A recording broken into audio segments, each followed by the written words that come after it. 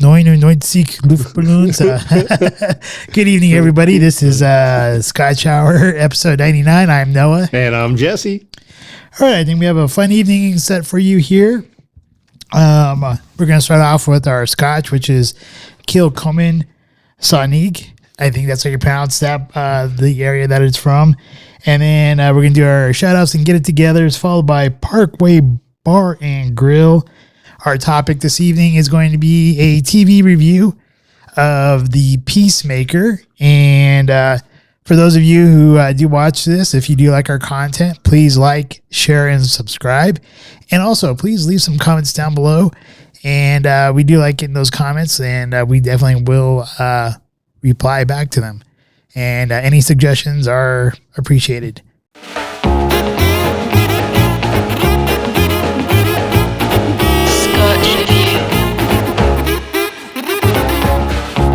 All right, as Noah mentioned, this week he has selected for us the Kilchoman Sanaig. Yeah, I guess so. Nailed it. Another Islay single malt Scotch whiskey. And there's some very interesting things about this distillery. Some exciting things, as a matter of fact.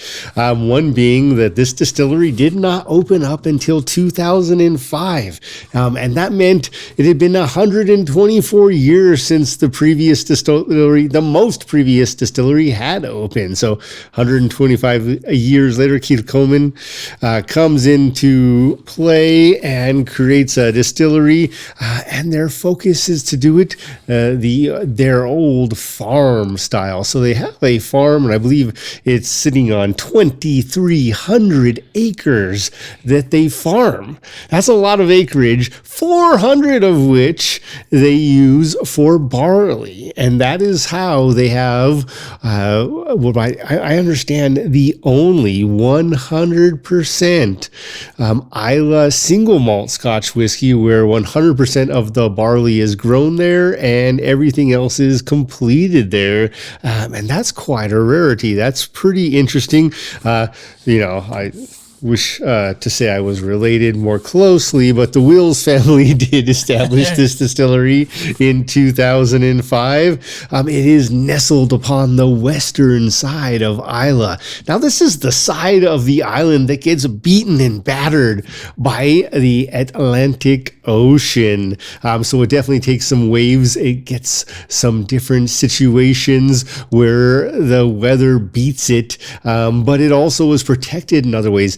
However, this, as we have learned before, is one of the reasons that the peat that they use to make this Scotch whiskey is so flavorful. That water, the mist coming over the island hills and cliffs to get into the soil where the peat is grown. Yeah, so you're mentioning like they do like an old traditional way, which is called floor matting. It's a traditional method for preparing the barley for use with the production of the Scotch whiskey, and it's actually it takes a lot longer time for the barley to germinate and get prepared for the Scotch making. And it also takes a lot of room. So you saying like how many acreage that they have, the amount that they use for growing the barley, and then also they have to have that extra room there to do this floor matting here. And the barley, when it germinates, it's dried over peat fire. I think which you're kind of mentioning there, but really hear what it's saying. I'm just trying to sum up this page here. But it says using floor matting method takes more time, space, and labor compared to modern day processes of the industrial maltings. And I think another thing I read here is that a lot of Scotch connoisseurs, this is kind of like one of their new favorites. And I think that's probably one of the reasons why, because with that extra time to make this and I guess manpower, if you want to say that, because it's more hands-on to do this formatting, I think you're probably getting a lot more flavors out of it. I have no doubt. One of the fun facts about this here Kilchoman ranch or farm and distillery is that they do have a lot of animals that eat some of their ultimately waste products, so they do less damage. But they also have to deal with 50,000 migratory geese each and every year. Man. God damn, man. Geese aren't nice. Dude, geese are nasty. They're a pain in the butt. And they come in and they have to wait to sow their barley until the geese leave. Otherwise, they'll eat all the damn seeds. So they wait for these 50,000 geese to migrate on, and then they plant the barley. So it's a very rapid process as far as everything has to be timed. And these birds get to dictate it, man. These are like the dinosaurs on our planet having a say in how good or not so great the Scotch may be for that year. Ultimately, Kilchoman has done a great job figuring out. They wait for the geese to leave. They sow the soil. They get that barley growing in early summer. It grows through the summer, and then early autumn, it is harvest time. I wonder if that's because, I know they started in 2005, but their production really didn't start happening until 2007. Yeah. I wonder if those first 2 years was a little bit of a learning process about the geese. First the barley. Damn birds. Right. I do like to mention about the tours. Kilchoman does 3 classic tours and 1 limited tour. The classic tour is a 1-hour tour where they do give you 2 drams to drink at the end. And then they have a limited tour, which is 2 hours long, and you do get 4 tastings, and one of those tastings, or I think, or it might be another dram. I wasn't quite sure. But you do it on the floor where they do the malting at. The floor malting. So that's kind of cool. The pricing for the classics is $12.40, and if you can bring someone who's under the age of 18 along with you for that tour. However, if you are doing the limited tour, I believe that's 18 and older, and that price is about $43.36. All right. Worth every penny. Exactly. So unless you got anything else, let's open up this bad boy. No, I'm excited to try this Scotch, and I think you mentioned something that is very key as the world continues to adapt, and it always has and it always will. One of the things that will happen is whether or not we have an old world style Scotch or something new, there will be pieces that bring it back to a different level of craftsmanship. Now, sometimes, good or bad, that's science. Science can create the consistent brewery or distillery or method to get that perfect dram. Other times it is, it's not going to be the same every year. And I think we've heard this from some distilleries. Sounds like Kilchoman is definitely one of them, where they're going to do it the old way and they're going to get the best product they can each and every time. But at the end of the day, they know what went into it. When you're talking about the old way, the one Scotch that comes to mind for me is the Forest by Glenmorangie. It's damn good Scotch. The Forest, yeah, it is. Hopefully this will be, I don't know if it'll be anywhere near as good, but hopefully it will be nice. I imagine it will be as good. I imagine it'll be very different. More peaty, more smoky, a little less eucalyptus. All right. Well, the box, handsome. This is a great color purple. I agree. I think the purple with the black and the gold, it all and the white there, it all goes great. It is well done, and it is not some cheap, flimsy cardboard. I'm not saying you're spending $100 on this box. That would be foolish, but they didn't throw it into a paper bag, and I like that. Ooh, the bottle itself. Look at that color. Yeah, that is a great color. Also, well done.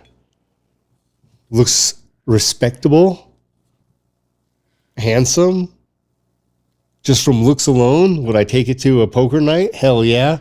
It's a little bit shorter and stouter, so less likely to fall over when I hit the table with throwing my cards down saying I won. Give that man his money. That's right. Give that man his money. Also, I just think it's great. Would I take this depending on the flavor here, would I take this to share with some connoisseurs based on looks alone? Yeah, I would. And then would I take this to a formal event? Again, I'm going to say yes. And part of the reason I'm going to say that is I'm going to match my pocket square or my tie with this label. Well, let's not get too far ahead of ourselves. Let's taste it before we start deeming that it's worthy of a black tie affair. We're not worthy. You're not worthy. I think it'll be worthy. I think the first step here is whether or not it's a wood top. It is. Great foil, wood top. I can tell by the looks of it, we are not going to be disappointed by this cork. Oh, man. Every walrus loves a tight seal.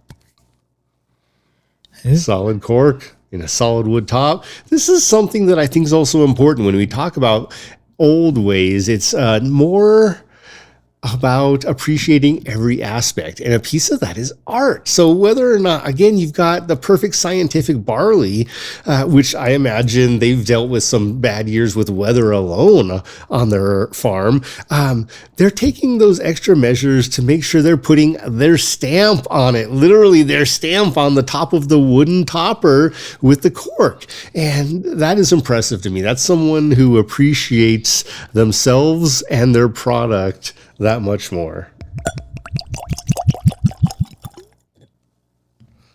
Oh, just gotta say, it's a good color. It is a nice color.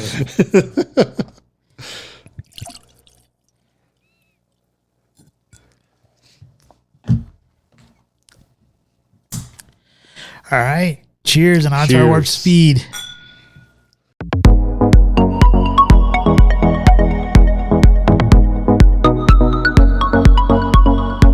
So the other day, I caught this movie called Good Will Hunting. I'm sure you've seen the movie. It's one of my all-time favorites.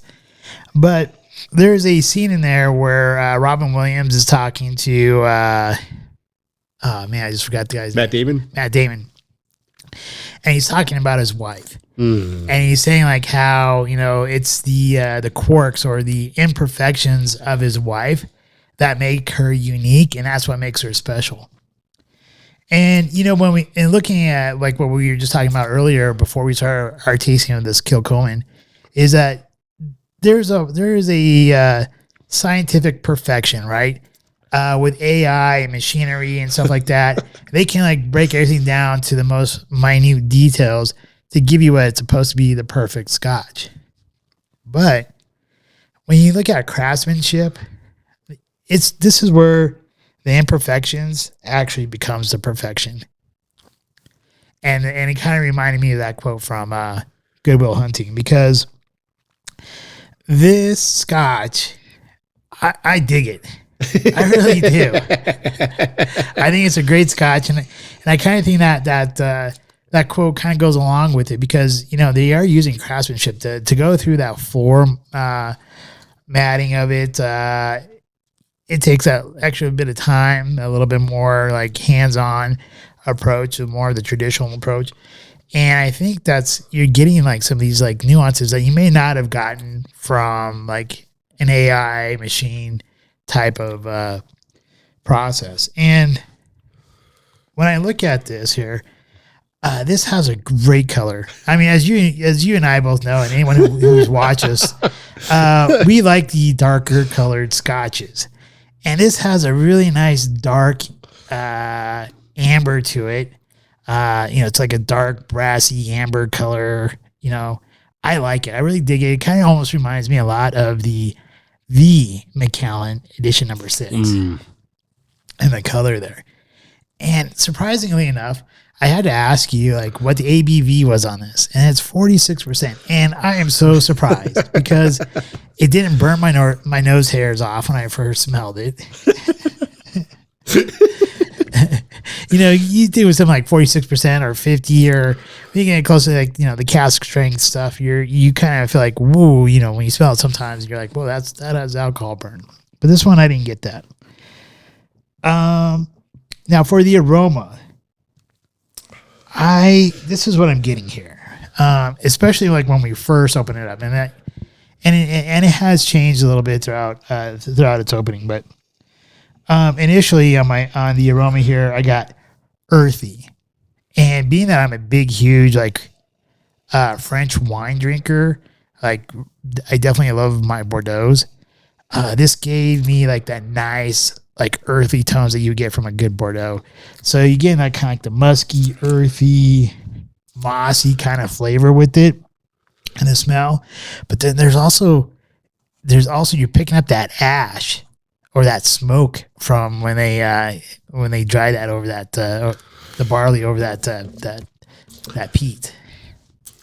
And so you get these really nice earth tones with some ash or smoke. And then after that kind of calms down a little bit, I'm getting hints of coffee. And then you also get the peat, and you're getting like some hints of sweetness there too on the nose, which I'm kind of going like with white grapes. Maybe like something more citrusy like a pineapple, but definitely white grapes. Now for my palate. Here, I'm definitely picking up some more of that fruity sweetness. I'm getting like hints of peach with pineapple, followed up with some dark chocolate and raisin. And then right there, you're starting like on the, at least for me, near the end of my mid going into my back palate for the finish, I start getting some black pepper or something kind of spicy there. And then the finish, I have as long, lingering, smoky peat with oak. And then after that kind of like ceases, that long, smoky, peaty oak, all of a sudden I get like another dash of dark chocolate. And I'm digging this. I am so digging this. Will I take it to a poker game? Yeah, I think it can hold up at the poker game because of that smoky, ashy. I think it'll hold up well with the smoke with a cigar. I think it might even might complement it very well. It won't refresh your palate, but I think it will complement it. Would I take it to like a normal like event? Yes, I definitely would. And yes, I thought, I was saying like, hey, let's hold your horses here. Let's not say we take it to a black tie event until we actually try it. Yeah, you're right. I think I think you are definitely on target there. I think you take this to a nice black tie affair. Like the bottle, the way it's designed, the packaging is decent. The bottle is classy enough that it's not going to disappoint you. The label's not falling off or anything goofy like that. And this is a really great price point because I think it's like right around the $70 mark. Which, depending on where you go, is about what last week's Bowmore was. Yeah. And that's where he's talking about the label falling off, by the way. So, yeah, I definitely, if you come across this one, I definitely say pick it up for $70. I don't think it'll disappoint you. I don't think so either. I am extremely pleasantly surprised. And, when we go on dates, the last thing you're ever supposed to do, right, is compare one date to the next. Well, my last date was la la la and la la la. Well, I'm gonna go there, and I'm gonna say last week I thought the Bowmore during the episode was actually fairly impressive, and it was decent. On a scale of 1 to 10 after this date so far, this is a 10, and the Bowmore sitting around the 3 range. That's the first date I've ever been on in my life below a 5. Like, I don't even know how to go there. First of all, the one thing Bowmore had going for it is his clothes were falling off, right? Right. But this Kilchoman, and I apologize, Kilchoman, if I'm pronouncing that name repeatedly incorrectly, is fantastic. On the eye, the color to me is a deep brass, medium copper. And I love that. That is something. And I think, to me, the word remains sensual about a Scotch with a color like this. And it's not that the other lighter Scotches aren't as great or more flavorful in some ways, but this is fantastic. On the nose for me, and this one is so amazingly complex. I did find it interesting because I do get hints of heather and clove at the front, but typically when I get those, I also get honey, and I got no honey. This just went straight from those basic honey smells without the honey to orange peel, pear, and then a hint of peach. and then the peat and smoke. But the peat and smoke was super mild, which is surprising because the parts per million for peat in this Scotch is 50 parts per million. That's not super high, but it's also not super low. Where this Scotch really shines, however, once you've put an eye on it and once you've smelled it, is the palate. And here it just comes alive. It's like when you sit down at the dinner table and you're having that great conversation. Doesn't matter if this is the first date or the 100th date. It is fantastic. So with that, I get, and this is interesting because at first I didn't, but as it sat for a little bit, I get ripe plum, raisin for a second. What I love then that pops is the red cherry. There is a hint of citrus in there, and you mentioned you couldn't pinpoint whether it was pineapple or something else. I think it's a hint of just a baby hint of orange to me. Again, mild smoke, toffee, and then you mentioned this as well, the chocolate. And that chocolate pops at just the right time. You guys have got to imagine I am a chocolate-covered cherry kind of guy, and this has both flavors in the palate. And then it leads to a strong finish, and not just a strong finish. In the finish, you get all of those same flavors. You get the different fruits, the peat, the smoke, that lasting sweetness, but in there is brown sugar, the red cherry. Again, mild peat and smoke. And chocolate, and none of them overpower the other. It's almost like this was engineered because it's flawless, as he said in your movie. All right. So are you still keeping with everything you said before we open it up? I will say, as I continue to taste and enjoy this, it just continues to build. You mentioned a comparison to the Macallan edition number 6. I think you're not far off. This has some amazing flavors in there. Would I take it to a poker game? Absolutely, especially if there's anybody there that I care about. If there's nobody there I care about, I'm taking the other bottle of Bowmore because that's a cheap date. But would I take this to friends, connoisseurs, drinks, a party? Yes, absolutely. Would I take this to a semi-formal or formal event? Yes, absolutely. And I am going to make it shine. I'm going to take the time and I'm going to look at the bottle and I'm going to say, hey, no, put that little glass down. No, get the one with the gold rim. You got to match the bottle here. You know what I would do too? I know this is kind of classless. Maybe it's not. But if I was at a party, like let's say like a housewarming party or whatever, and I brought this over where everyone was like drinking from the bottles, if someone didn't finish this bottle, I'm taking it home with me. Not only that, it's probably the only one I'm drinking. I might taste the others. It's the one I'm drinking, and they are heavy pours. It's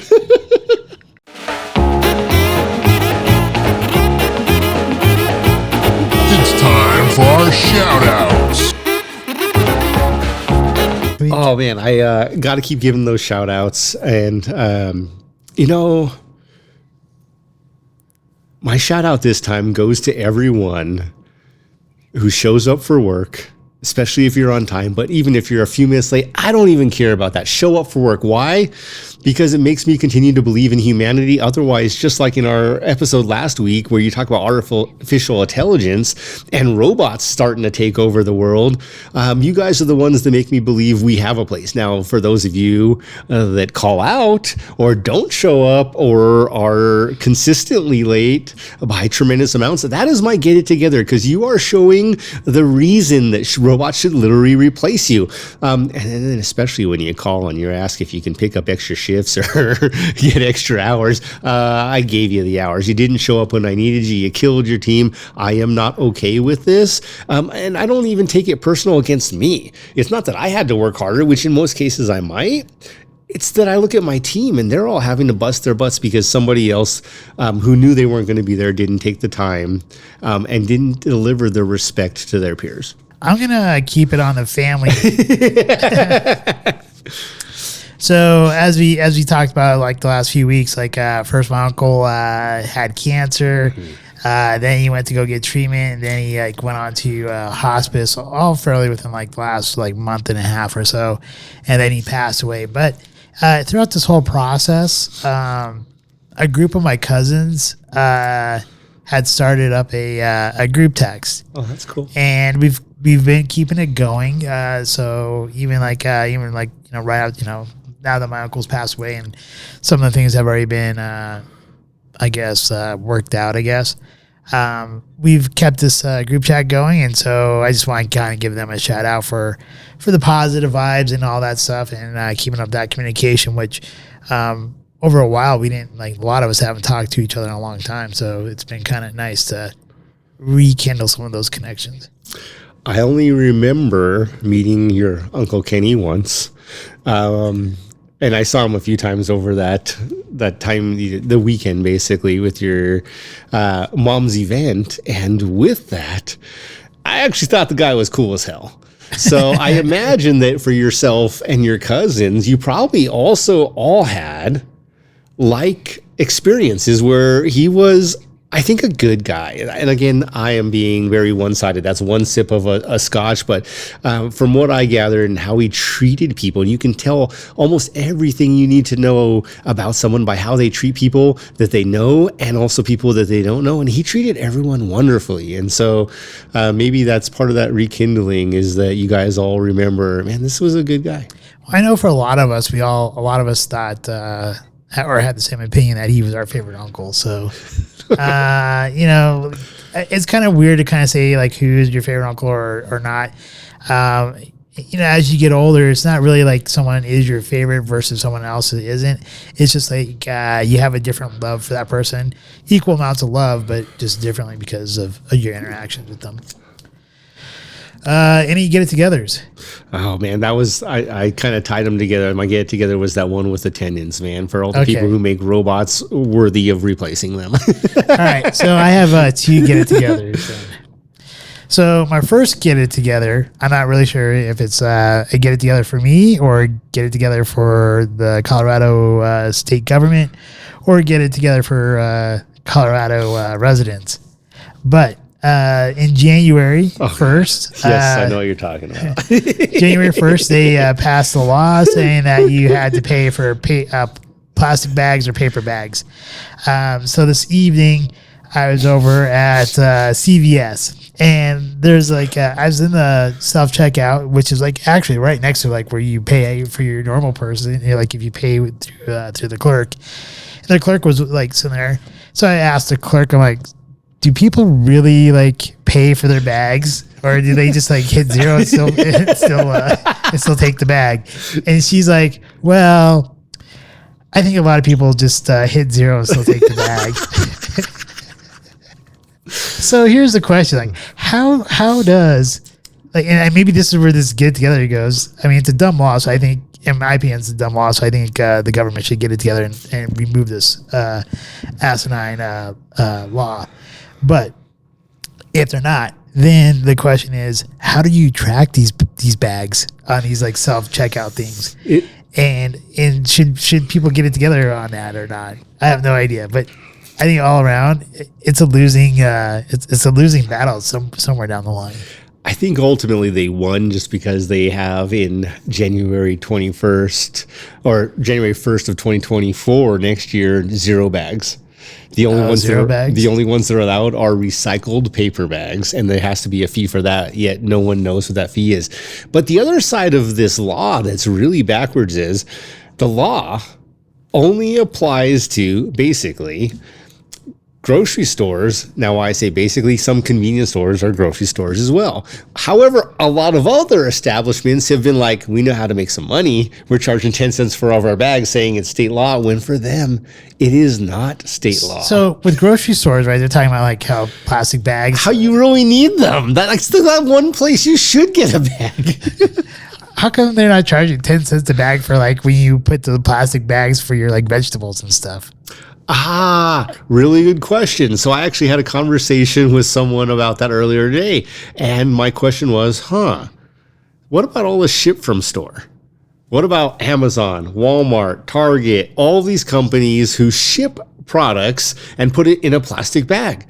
Are the fees being charged there? The answer is no. It's only literally in the grocery stores and convenience stores that sell groceries. So is this a way to like cut out the clerks' jobs and force people to order things online?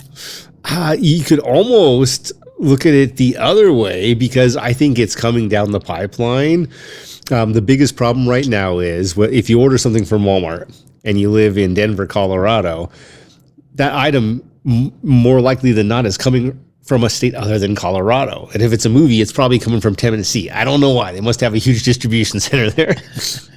But with that, if Tennessee doesn't have the same law, that's where the bag came from. So you're not impacting it at the same level. Or maybe there's some money in some deep pockets in the likes of Amazon who didn't want to deal with it. Who knows? All right. And then my other get it together is going to be to the music industry. Or those who support the music industry. Because Alanis Morissette just, I don't know if you've seen this, has been kind of out in the news again, but Alanis Morissette has talked about how the music industry is littered, I guess, with a bunch of like with child sex trafficking and pedophilia and that type of stuff. Weird. I wonder why. So for those people who, like, I get it. Music is good. That's just part of life and stuff like that. And obviously, if you get it, you hear a good song, it makes you feel good, right? So music does, like, it moves your soul and stuff like that. But at the same time, there's definitely something wrong with the music industry if they're trafficking children and all that type of stuff. So. Yeah, don't ruin it for me, man. That's like, once I hit 30 minutes, music's the only way I run for another 15 or 20.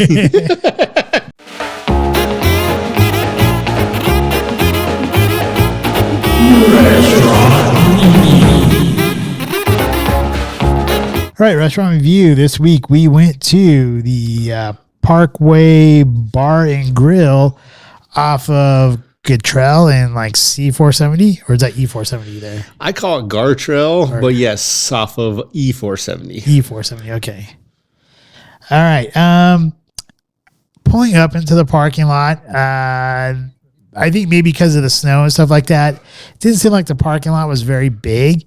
So I think you had to kind of search for a spot to park. But then again, we've been getting a lot of snow. So, there's a few parking spots that are probably taken up by the snow drifts and stuff like that from the people who plow the parking lots. You walk in.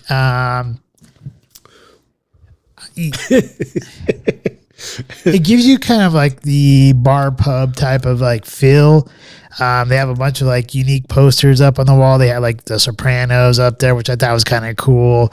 In the men's restroom, they had Anna Kournikova posters, which, that's kind of cool too if you're a guy. Yeah, I found myself dropping my pants to go to the bathroom. I don't even know. Like Vigilante who can't piss if something's touching his ass. Yeah. If you don't know, I'm not actually saying that happened. It's part of the Smarter Challenge. I probably should have clarified that beforehand. Everyone's like, this guy's got a problem.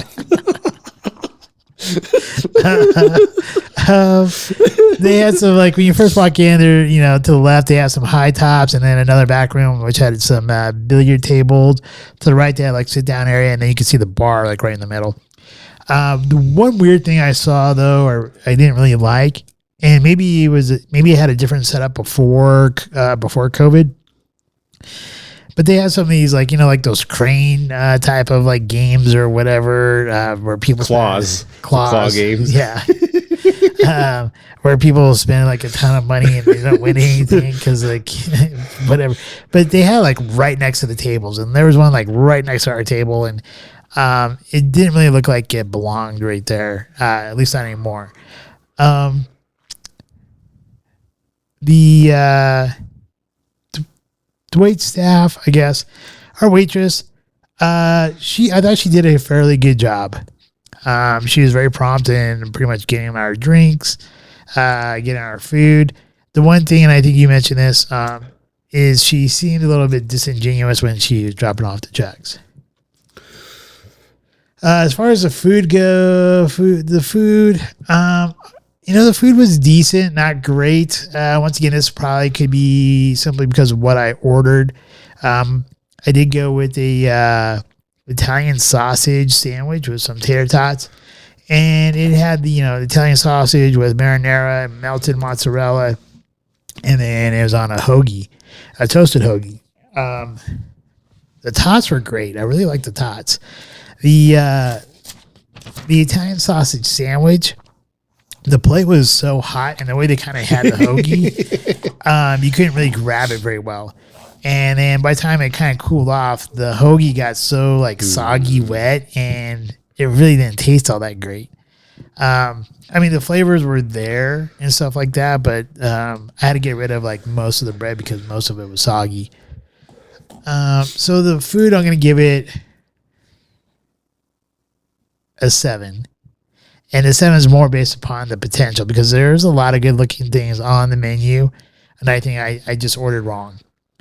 The waitress, I'm gonna give a 7 because I thought for the most part she did a pretty good job, and I really did like the decor and the atmosphere in the place. Although it seemed like it was like a little bit older, older group, like maybe like 45 and older, that were in there. So it was busy, but not hopping. And so I'm just going to give it 7 straight across the board. All right. Well, much like yourself, I found the parking lot interesting because when I drove up, I thought there were a bunch of abandoned establishments next to the restaurant. And so I parked a little ways down and didn't realize that the restaurant actually consumed that whole space because it is 3 rooms and a bar. So with Parkway Bar and Grill, when we walked in, the highest rating this place, it's not a fast food chain. It's not a high-end establishment. It's part of that middle range group. And its highest rating to me goes for the atmosphere. It's crazy because it had music that wasn't too loud, but I still liked what they were playing. Nothing really shined out or anything. But again, it's a Monday evening. It was 5:00, and the environment was great. I thought it would be a great place to go and meet somebody, to have a conversation, do a lot of things. The wait staff, again, at the beginning, prompt, attentive, but at the end, man, when she was disingenuous, when dropping off the checks, more importantly, when she's like, have a good day, when she took them away right away, it's just like, yeah, you too. Like, I've seen that face again. It's on every cheerleader after they just finish the competition. They're waiting for their score. And I get it, but it was disingenuous. And at the end of the day, don't say have a nice day if you don't mean it. Say thanks. I had the golfer's sampler. This thing was loaded with food. So it had hot wings, onion rings, chili ribs. They were the win, by the way. Fried pickles and potato skins. The drink selection was pretty decent, both beers and hard liquor, as well as mixed drinks. I do have to say, though, the ribs were the win, and their wings were so bad in comparison that was the point where I couldn't finish my plate. Everything was good. The onion rings were great. The potato skins were fantastic. The real cheese, stringy and melty, was dynamite. But the wings were so bad that once I had a couple wings and half of a couple of the wings on the plate, I couldn't finish the rest of the plate. It just ruined it for me. And that would be like the downside. So for me, environment is a 9, waitstaff is an 8. The food with mixed bag, again, maybe I had the wrong things too. A 7. So for me, overall, it's going to be, I'm going to actually leave the score overall as a 7, just like you did. Because I think an 8 would be placing it in company of some other places who had done a better job. Would I take a date there? Yeah, actually, I would, just because. So would I. I thought the environment was great, but like when we talk about the wait staff, there were a few detractors. So there was a guy clearing off the table behind us who was all pissed off and throwing around napkins because somebody put him in the glass trying to clean up the table for him. And I'm like, all right, this guy's having an issue. And Noah's like, is that guy talking to himself? I'm like, he's doing more than talking to himself. He's complaining to himself. So there were a few detractors, but beyond that, I thought the environment was great. So I'd meet a friend there. I would take a date there. The tragedy is that the score only comes from either we got the wrong food or we got the wrong server. Yeah, and it could be a little bit of both, and it definitely does have potential to get into that 8 realm. It is an interesting group of people that were there, though, because we had one guy who looked like Groucho Marx with like these like super thick, dark, like eyebrows. It looked like he looked like it was like Velcro that he cut into like the shape of eyebrows and put him onto his forehead. And his date, she had no eyebrows. Yeah, she had like no eyebrows, and he had like a big, huge, bushy like mustache to go along with those. And it definitely looked like he probably used like some kind of like hair dye or something. If they were pitch black. And then at another table right next to us, there's like looked like a mom with two daughters, and one daughter had like the little floater arm things on her arms, and she's like probably like looked like she's like late teens, early 20s. So there's some unique people that were in the place. But like you said, I would take a first date there. I would, and I meet some friends there. I bet you it might be even a fun place to even rent out that back room where the billiards are for an event, or even watch like watch a game there with a buddy.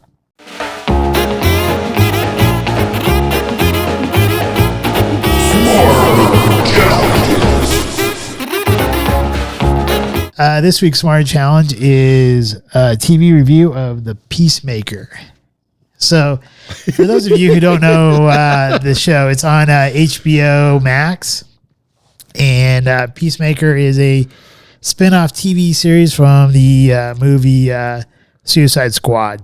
The second Suicide Squad movie, not the first one. And it has to do with one of the characters from the Suicide Squad, which is Peacemaker, played by John Cena. And sorry if I mispronounced the last name. And the funny part is I don't really like him as an actor, but I do definitely think he found his niche in not only in this TV series, but also in this I think it's Amazon Prime movie called Vacation Friends. Dude, that is the only reason I even watched the show, honestly. Because I'm like, this guy, no. And then after watching that, I'm like, maybe. He plays like the really like dumb meathead muscle bound guy really well, and Peacemaker is it's the TV series is way better than his character in the movie Suicide Squad. It's a different character, I feel. I think so too.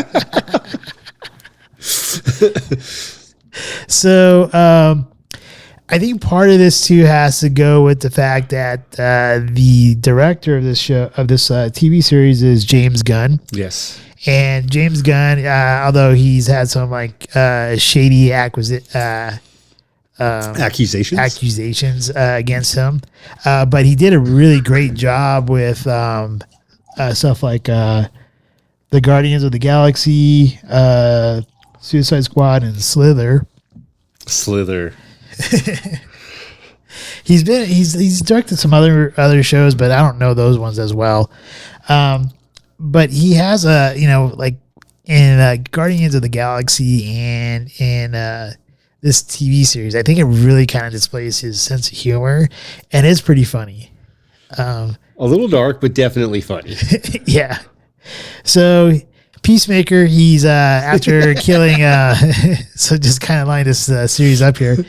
Basically Peacemaker is obviously he's been in jail in that prison there that what's her name, the black lady that's in the other movies, Suicide Squad and stuff. I had it and I forgot it. Anyways, Amanda Waller. There you go, Waller. So Waller is in charge of Task Force X or something like that. And so she allows Peacemaker to kind of go out into this. He's in the hospital from after fighting the big starfish from Suicide Squad. And he doesn't realize that he's free and everything like that. So it was kind of funny because the first episode, he's like talking to the like janitor or whatever, who actually like smoked some pot with him. And he's like, "Is there anyone around? Anyone around?" And he like walks out of the hospital thinking he's like totally like scot free and everyone forgot about him or whatnot. Any case, pot makes people do that. it kind of shows like a new aspect of his character. I don't know really. I had no like real design plan of where to go with this. So do you have a thought here? Here's what I will say. Let me backtrack just a hair. Okay, please do.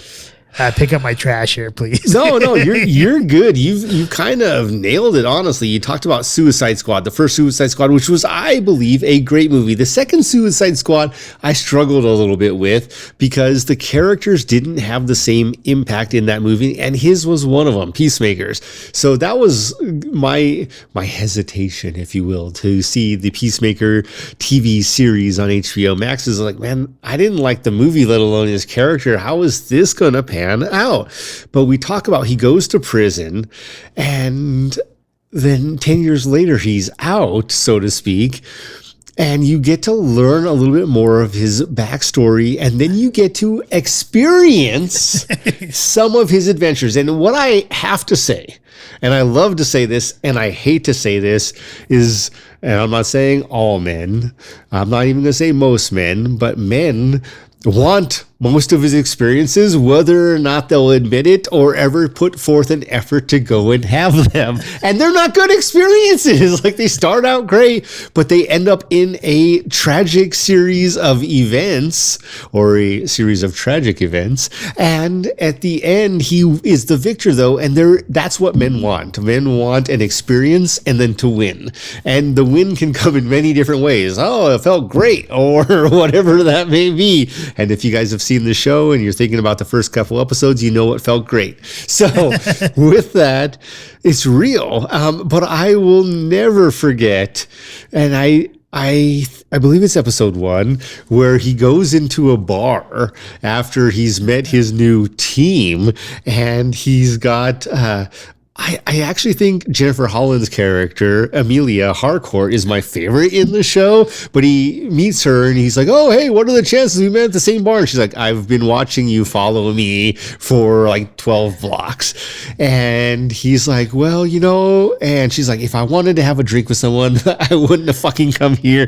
Get the fuck away from me." And he's like, "Okay, well, you know, I just thought you might be interested." And she's like, "Interested in what?" And he's like, "Well, you know, I haven't had sex in like 10 years. He's like, and then he corrects himself, "Well, with a woman." And again, no man wants that experience. Well, not every man wants that experience. No. But at the same time, he survived it. And that's the experience people want. So I thought it was a great start. And then to find out who his father is, played by Robert Patrick, dynamite again. Like, no wonder this guy is so messed up. And then, dude, it is also funny, though. It's ironic through and through each and every episode. One episode, he's introducing his eagle to his team, and they're like, "Who's that?" And he's like, "That's Eagly." And they're like, "Are you kidding me?" And then they all start making fun of, "Did you call your dog Doggly and your cat Cattley?" And they use other examples, but he ultimately charges back at each and every one of them with a comment in defense, and then they all get like butthurt. And it's interesting because I think that's real. When people can team up against a person or a force, everything's good. But the second that force overpowers them with an edge, a wall, a strength that they don't understand or comprehend, it becomes ugly. And I loved that because I think that's real in life. I think there were a lot of real life lessons that James Gunn puts into these shows. Yeah, I would agree with that. So his team, right? I guess we should kind of talk about this too. So his team is consisted of Amanda Waller's daughter, which is... We should, by the way, you're right, fix this so that people don't think I was just taking down my pants in the bathroom. Leota Abibayo or something like that. I forget it. That's it. Nailed it. Nailed it. And then we have Vigilante. Okay, here we go. This is the guy I was making fun of. Who's he's either known as Vigilante when he's in his costume, otherwise he's known as Adrian. You already talked about Hardcore. And then we have Economos. Okay, so Economos, right? Economos is like the super like techie nerd guy. Total nerd. Total beta type guy who you would see hanging out in a mom's basement, overweight, glasses, all that type of stuff. And and you would not expect him to be like some special ops guy unless he's doing like tech work. But he was also in the second Suicide Squad movie, one of the people who stood up against Amanda Waller when Task Force X wanted to go stop the walking starfish. Same with Harcourt, Amelia Harcourt. Amelia Harcourt is also actually in Black Adam as well. That's what we learned. And she's like a total badass chick, kicks ass. Although once you get past her like hard shell, she's like a total softie. She's brains and brawn. Yeah.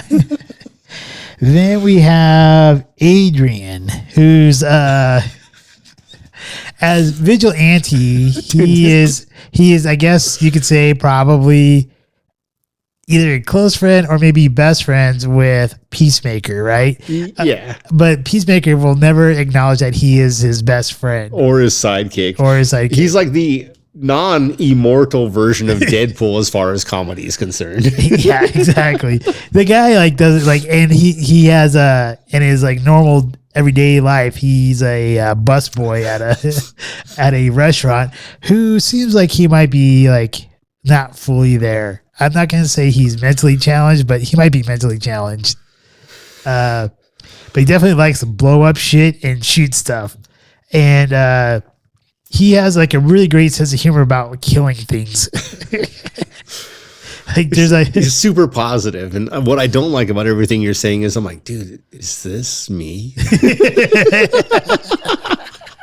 Like everything's going to be fine. We just flew up a cow. So, but I really do like Vigilante's like character. Definitely not my favorite character, but I do like his character a lot. And he does some like really dumb things. But and then there's also the daughter, right? Amanda Waller's daughter, who I'm not going to try to say the last name again.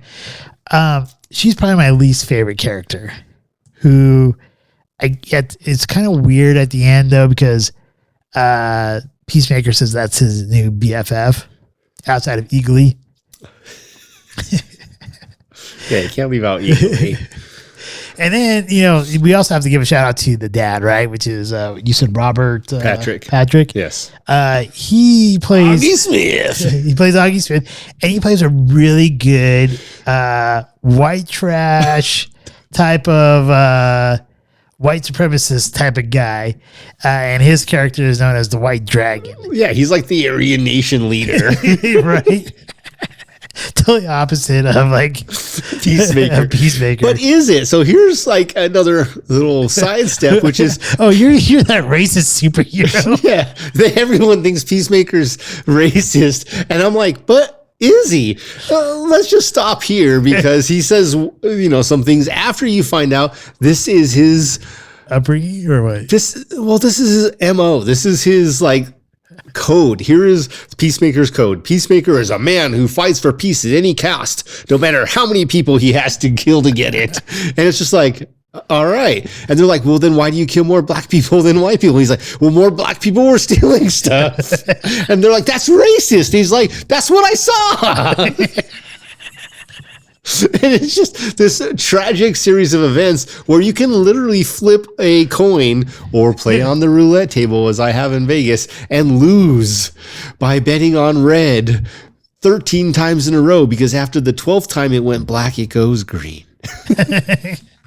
It is funny though, because I guess if you do start looking at statistics, right, there's one group that's probably like has higher crime rates than another group. Well, particularly depending on where you live. If Exactly. 99% of the population is one ethnicity and 1% of the population is another, no matter how many of the 1% do crimes, the 99% is going to have more crimes. So it's kind of funny because, like, to him, like he's like a trailer trash guy because he lives in a trailer, and he's just to him he's thinking like he's just stopping crime and he's killing whoever, and he explains that his creed or whatever his motto is to somebody, and the guy's like, oh, so you're that racist superhero? And he's like, no. I think the tragedy is that's where a lot of people go with that, and it has nothing to do with racism, tragically, because he is not his father, even though there are certain things that definitely do apply to his father. But let's not give Robert Patrick's character, Augie Smith, some credit. This guy is not just a villain or a super racist. He is like a evil genius. He's got his own meta closet where it opens up and there is just a football field arena of weapons and tools and armor and cool stuff. Talking about weapons and armor and stuff like that, his helmets. Oh my goodness. So Peacemaker has like a bunch of different helmets that his dad created. One of the helmets, it was like gave people disease. Was it syphilis or something like that? Yeah, like gonorrhea, I think. Okay. Like, who's gonna make that? Yeah, that's where this is evil genius. Like, he's like, let's face it, there are a lot of political back and sidelines in this, and who else gave a group of individuals a STD as a vaccine? Right. So there. I mean, if you're looking for something that's not very politically correct, this is a good TV series to watch. It's not all that PC. And then here, like one of my favorite helmets has to be. This is from episode 1 too. Dude, is the Sonic Boom helmet. the Sonic Boom.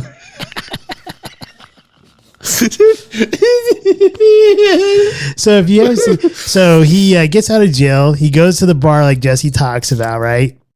And also, since he doesn't hook up with Harcourt, he does find another woman there who happens to be controlled by an alien. We find this out later. And when the alien woman, after he's done doing his thing with her or it or whatever, starts attacking him. Does this feel good? Then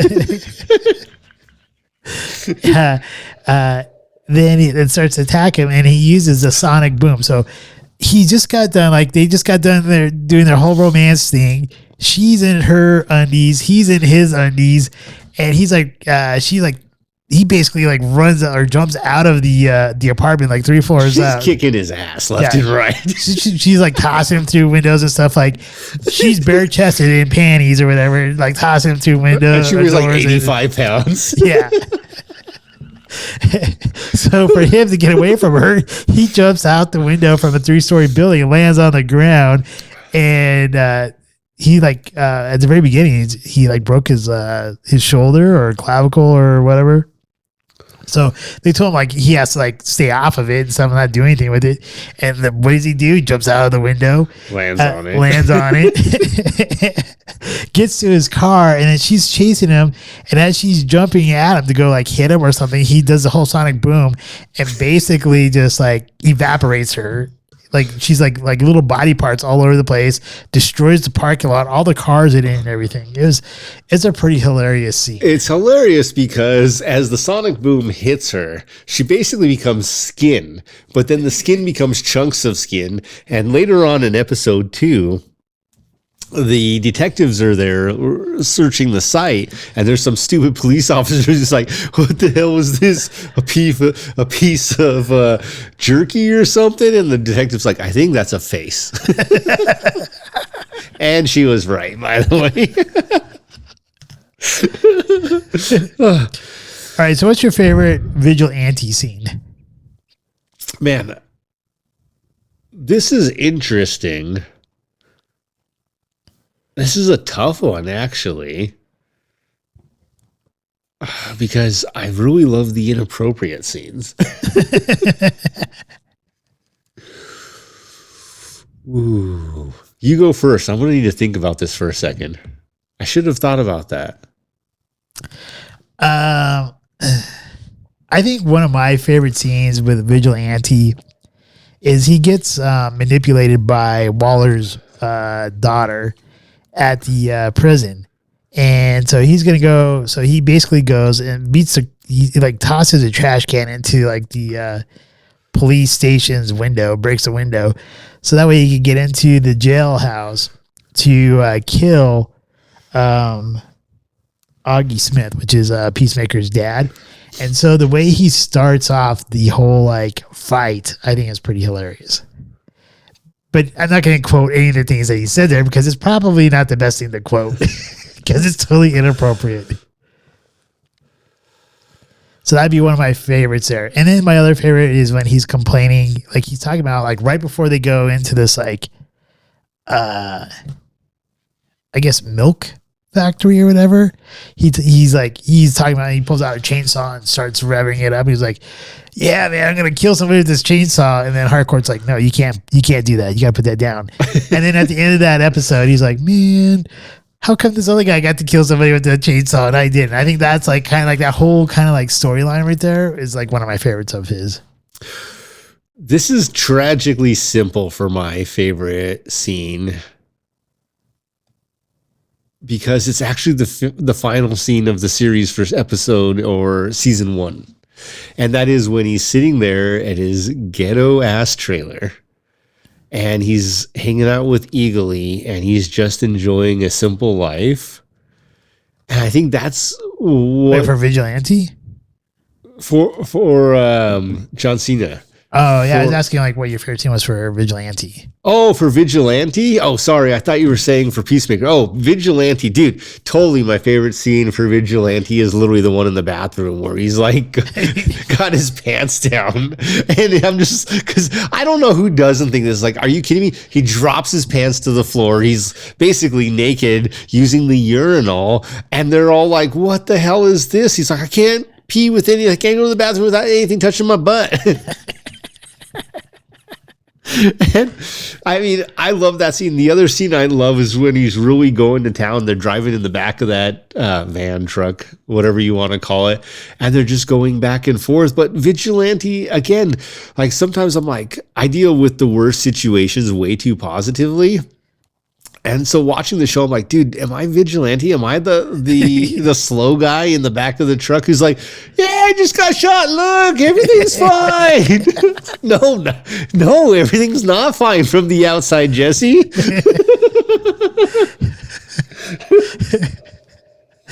The pinky toe is the most important toe. Dude, and it really is. Everyone always talks shit about that, but the pinky toe is the most important. You used to go half your pinky toe. Guess what that's worth in an insurance lawsuit? A lot. More than the whole big toe. I'd give up a big toe over a pinky toe any day. All right. Then we'll do our favorite two scenes if you want to do two scenes, but at least one favorite scene. My favorite scene happens to be when Economos, this guy has like the total super knack. He's like I said, he's like total nerd. Doesn't look like he belongs on any super agent teams or anything like that. But yet he seems to do the most killing. He really does. He is there when he's needed, and I'm glad you brought that up because it plays into my second favorite scene. So my first favorite scene is when he actually like pops out of nowhere with the chainsaw and chops up this like monkey, like cause like this gorilla. Like a silverback gorilla. Like not only a silverback gorilla, but like a super, because it's right. like taken over by the aliens. So it's like a super silverback gorilla who's like beating the crap out of the whole team. And then Economos just pops out of nowhere and has the chainsaw. Like you see, like the chainsaw poke through the abdomen of this gorilla with blood spurting out all over the place. And then that's number one. And then my second favorite is when there's the human torpedo helmet, and Waller's daughter is wearing the human torpedo helmet, and they end up doing the human torpedo with her twice. The second time she goes into like what's called the cow or whatever, which would be disgusting and awful. But that's not like my favorite part though, because she goes to save John Cena and she says human torpedo and she like misses everybody and slams right into the rock wall.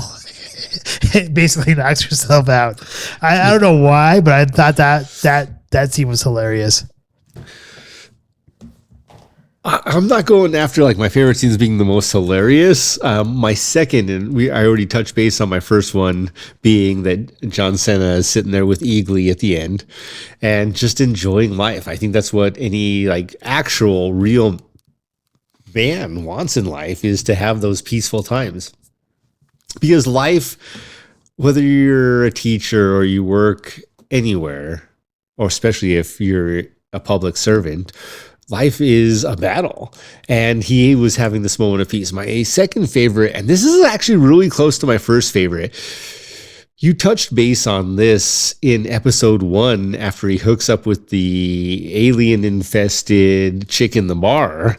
And he gets into trouble, and all of a sudden they find out all of the police, the special forces are converging on this hotel or apartment or whatever he's staying in.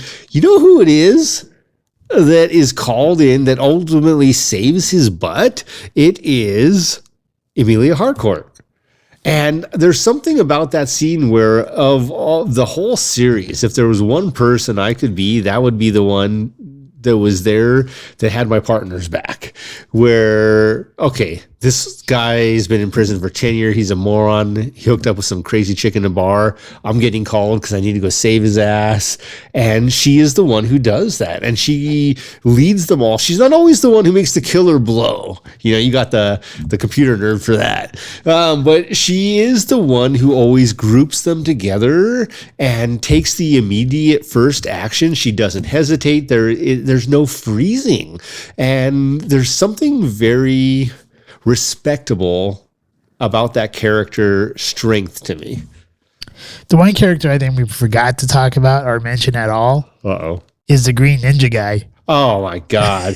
That guy was just, ultimately he's just irritating because he's such a badass. Right? He really is. And you just want him to go away, but he won't. He just keeps coming back. He's so annoying. He is. They drug him to the nth degree, and somehow he gets over the drugs.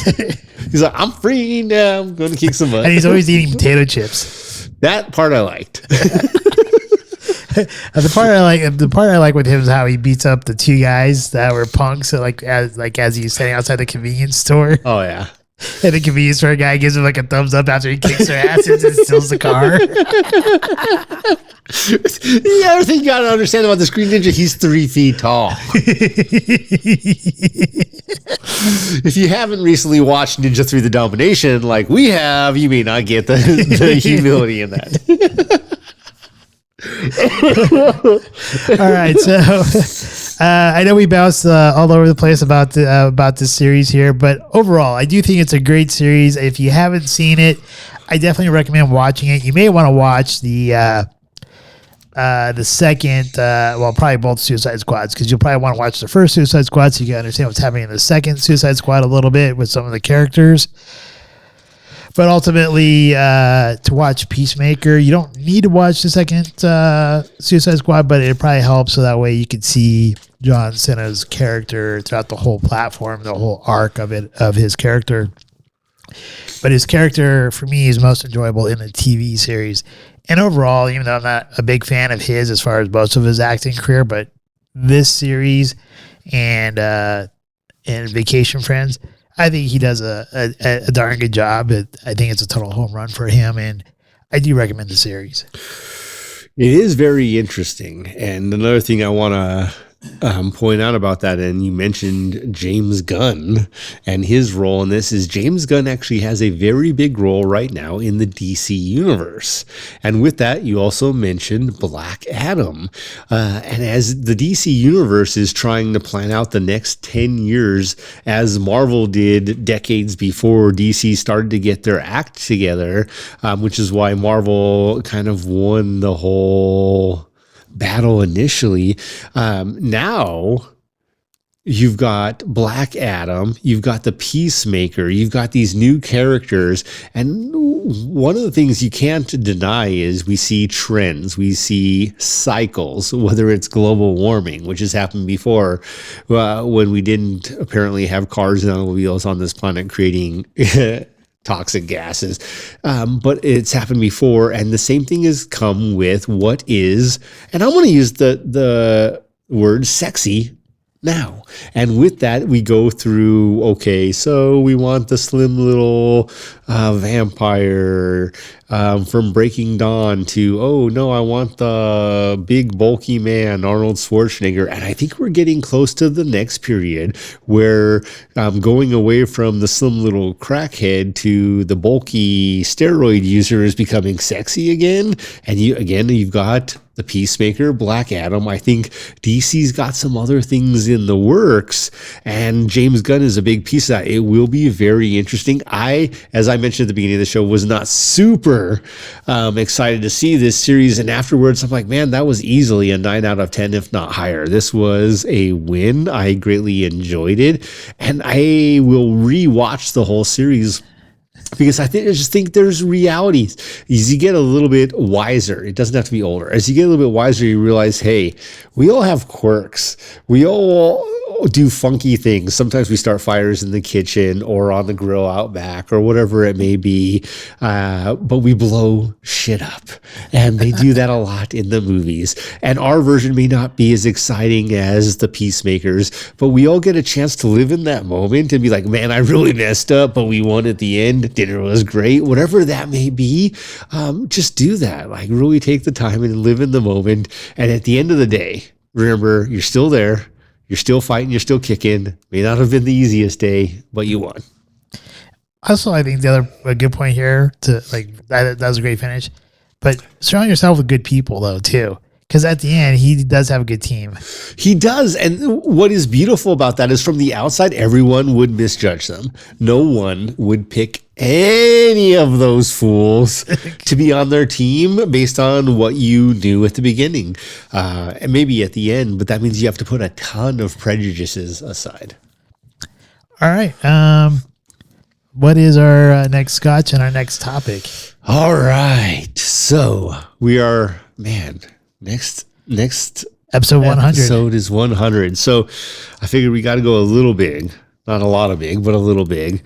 And it's a 2-part topic. Uh-oh. The first one, I might have to write this down. I've got it written down so you can just read the bottom of my notes here. The first part of the topic is to decant or not decant? That is the question. We're using Shakespeare's line to figure out what liquors should you decant or not decant. Is it wise to decant a scotch, or is it wise to decant a wine, or what should you or should you not decant? So we'll do our own beer. You do not decant beer. Yeah, right. Wine, you probably do decant wine, but that's only if it's a good wine, or else you may not want the flavor to come out. So that's part A. That's the quick little piece. This is episode 100 again. So the smarter challenge is, and I think it's 8 30-minute episodes, so about 4 hours. It's a TV series called The Queen's Gambit. Oh, the chess game. The chess. Yes, Yeah, okay. the lady from the movie The Menu. Okay, yeah. So it's funny you mentioned that because I had just started. I watched like half the first episode like last week. Perfect, because I think later episodes down maybe we'll even do on the next one, play a game of chess while we're talking on the podcast. But for the scotch, we are going to do last year's version. Oh, no. The special release from 2021, the Lagavulin 12-year-old, the Leo, the Lion. The first big scotch of this new year, I think. Yeah. I mean, you can't go wrong with that. No, I mean, this is a great one. Yeah, this is great. I mean, we've had a pretty good roll basically going from Thanksgiving till now, but yeah, I think this is the first big hitter here out of for this year. Price wise, I think. Could be wrong. I don't remember what these were when they're going. I don't know why they're so much more expensive, but they are. It's special release. That's why. It's all in the name. It really is. But it's look at that. If you can't see that, that is a kick-ass canister. That is a kick-ass canister. It'd almost be like a cool line if you're a Leo to get that tattooed That's on what you. I'm talking about. With that flaming mane. Yeah. And this one they literally label as their fiercest and smokiest Scotch. That could be bad too. It could be good. We're going to find out. I think it'd be great. Probably more than 50 parts per million. So it's another Isla, right? Yes. Like Moon's Isla, right? Okay. And not only is it another Isla, but we're going to jump from 46% ABV to 56.5. All right. 10.5%. Sweet. I'm guessing that's about as close to cask strength as you get without just being cask strength. All right. So for everyone who watches us on YouTube and Rumble, thank you once again for watching us on those platforms. Thank you to the people who do leave those comments as well. For those of you who listen to us on any one of our audio platforms for podcasts, thank you for listening to us. We greatly appreciate all of your support. Please make sure you leave us some comments or suggestions in the comment area. And please like, and share, and subscribe. With that, I'll pass it along to you, Jesse, to close us out. And Noah pointed out that we did have someone leave a message asking about a pointing scale on the Scotch. And I think that that's a great idea. So next week, we're going to roll one out. Uh-oh. We got to come up with a point scale. Dude, I've already got it. It was simple. It's not overcomplicating it. But what you have to do is let us know if you like it afterwards, because it's going to be pretty drastic. We're going to go after our big hitters here: color, nose, palate, finish, and we'll weigh their values differently, but ultimately it's a 100-point scale, and if we hate one piece of it, that can drop the score 20 to 25 points. Ooh, now we're getting really serious into our stuff here. Huh? It's going to get interesting. All of a sudden, we're going to have like 93 rated Dalmores that were like, it was an 80.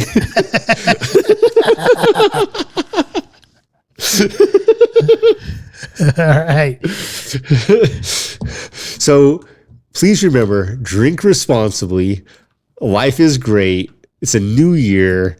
It's not always easy. Make sure you take some time, talk with friends, enjoy a little bit of life, relax, watch some silly TV shows like The Peacemaker that I watched it with Noah, and you can ask him. He was there the whole time. I'm like, what the am I watching? And at the end, I'm like, I am so glad I watched that. So sometimes those things are necessary. If you're watching season 12 or whatever it is of some show that is based out of Canada and a bunch of people living in a trailer park, maybe you shouldn't be watching that. I don't know. But Peacemaker season 1 was worth it. So with that, please continue to give feedback. We will and do appreciate it. And other than that... Scotchman! Cheers. We hope you enjoyed this evening's episode of Scotch Hour. If you did, please like, share, and subscribe. Also, if you have not done so already, please become a Patron member, with memberships starting as low as $1 a month. Thank you, and hopefully you have a wonderful evening.